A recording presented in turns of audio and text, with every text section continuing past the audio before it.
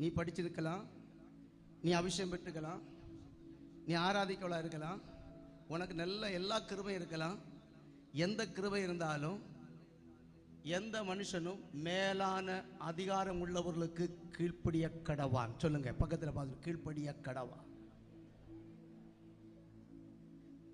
உனக்கு எவ்வளவு தாழ்ந்து வேணா இருக்கலாம், பாட்டு தாழ்ந்து இருக்கலாம், துதி தாழ்ந்து இருக்கலாம், ஜப தாழ்ந்து இருக்கலாம், எது வேணாலும் இருக்கலாம்.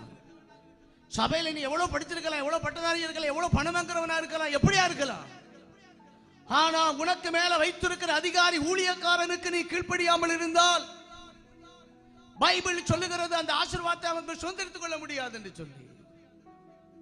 எப்படி ஒரு கம்பெனியில ஒரு அதிகாரிக்கு கீழ்ப்படிந்து அவன் வேலை விஷயத்துல உண்மையா இருந்தானோ, உண்மையா இருக்கிற அந்த ஆசீர்வாதம் தானாய் வந்ததோ, அதே போல பைபிள் பிரகாரம் அதிகாரத்துக்கு கீழ்ப்படிக்கிற மேலே தேவ ஆசீர்வாதம் இருக்கிறது என்று பைபிள் சொல்லுகிறது.